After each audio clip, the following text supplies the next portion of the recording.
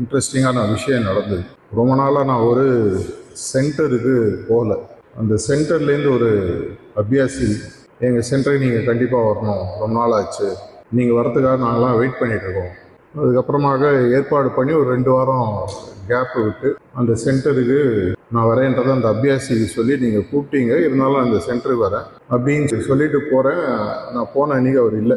சரி, கிளம்புறதுக்கு முன்னாடி எப்படியா ரீச் பண்ண கூப்பிட்டா ஃபோன் ரீச்சபிளாக இல்லை. கடைசியில் கிளம்புறதுக்கு முன்னாடி ஸ்டேஷன் வரும்போது ஃபோன் பண்ணேன், இல்லைங்க பக்கத்து கோயிலில் ஒரு திருவிழா வந்துச்சு, அங்கே போயிட்டேன்.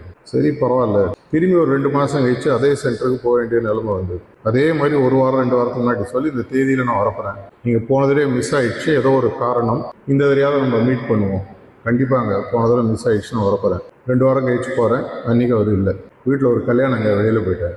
இது எதுக்காக இங்கே சொல்கிறேன் அப்படின்னா, சாரிஜி மகாராஜ் அடிக்கடி ஒரு விஷயம் சொல்வார். நம்ம வீட்டில் ஒரு விசேஷமோ ஒரு கல்யாணமோ நடந்ததுன்னா நம்ம அதில் பர்சனலாக இறங்கி வேலை செய்கிறோமோ இல்லை அட்லீஸ்ட் தலையாவது காட்டும் அப்படின்னு சொல்லி.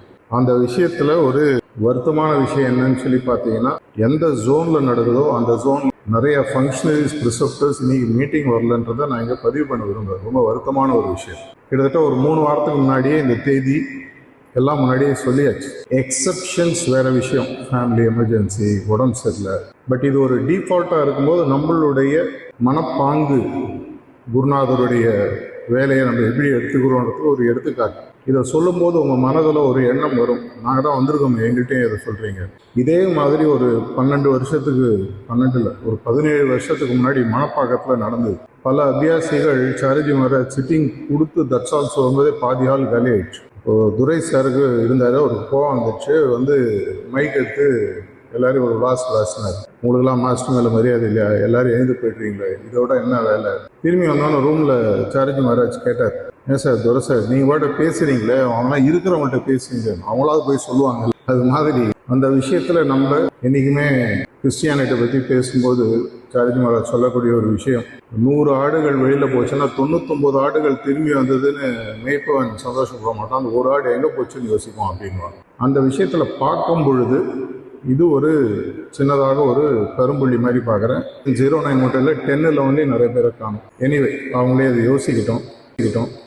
ஏன்னா பல இடங்களில் நான் சொல்லக்கூடியது மாதிரி போன மாதம் யூத் டிஸ்ட்ரிக்ட் கோஆர்டினேட்டர்ஸோடு ஒரு ஜூம் மீட்டிங் நடந்தது. அதை விட நான் உங்களுக்கு சொன்னேன், மிஷனில் ஹைரார்கி அப்படின்னு ஒன்று இருக்குன்னா அதை ஃபெசிலிட்டேட் பண்ணுறதுக்காக தான் அவங்க இருக்காங்க, உங்கள்கிட்ட அதிகாரம் செய்வதற்காக இல்லை